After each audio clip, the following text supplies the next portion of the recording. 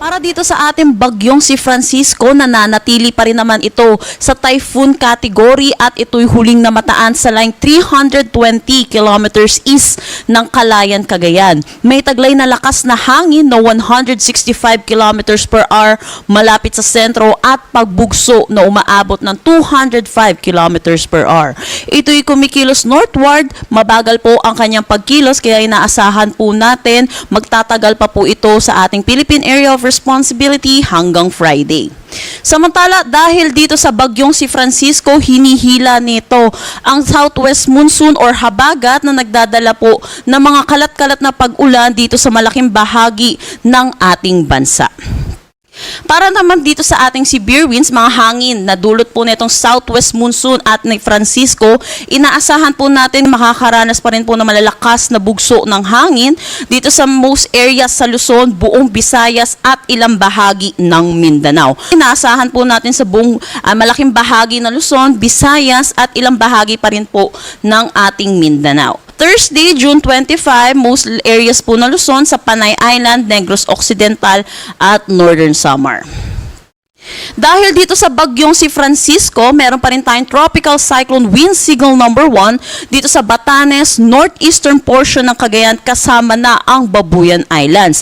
Inaasahan po natin yung malalakas na bugso ng hangin at mga pag-ulan dito po sa areas na ito habang papalayo po itong bagyong si Francisco. Para naman sa ating forecast track dito sa bagyong si Francisco, kung makikita po natin dito sa ating track, mababa naman po yung tsansa ng landfall sa anumang parte ng ating bansa at palayo na rin naman po ito ng ating Philippine landmass. Mananatili itong typhoon category habang nasa sa loob ng ating Philippine Area of Responsibility at dito natin makikita na posible pa itong lumabas ng Thursday ng gabi or Friday ng umaga. Sa nakikita naman po natin, hindi naman po natin nakikita na ito magtataas pa po tayo ng tropical cyclone wind signal number 2 habang palayo na po ito dito po sa may extreme northern Luzon. Habang palabas po o palayo ng ating Philippine Area of Responsibility at landmass itong si Bagyong Francisco, makikita natin na dito na lamang tayo sa Batanes na makakaranas ng significant rainfall. At dito naman po tayo ranas ng 50 to 100 millimeters of rain dulot ng habagat sa Bataan at Occidental Mindoro pati na rin sa may Palawan. For Thursday evening to Friday evening, wala na po tayong nakikitang significant rainfall na dala netong si Francisco, pero makikita natin habang paakyat po or pataas po yung movement netong bagyong si Francisco ay umaangat din po yung areas na makakaranas ng significant rainfall dulot netong habagat. Asahan po natin ang 50 to 100 millimeters of rain dito sa may Zambales, Bataan at Occidental Mindoro.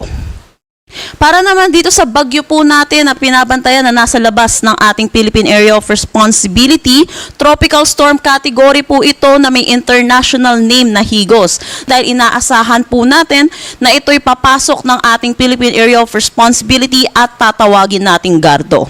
Ito'y huling namataan sa line 2,360 kilometers east ng southeastern Luzon. May taglay na lakas na hangin na 65 kilometers per hour malapit sa sentro at pagbugso na umaabot ng 80 kilometers per hour. Ito'y kumikilos westward sa bilis na 20 kilometers per hour.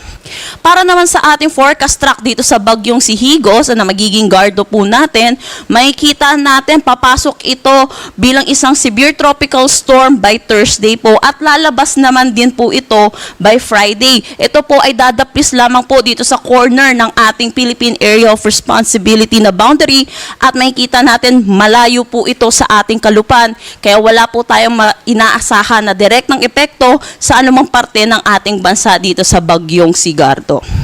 Meron po tayong nilabas na gale warning hinggil po dito sa bagyong si Francisco. Inaasahan po natin ng 2.8 to 4.5 meters ng taas ng mga alon dito sa may Batanes, northeastern coast ng Cagayan kasama na ang Babuyan Island. So dito sa mga areas po ito ay pinapaalalahanan po natin ang mga kababayan po natin na huwag po muna tayong pumalaot.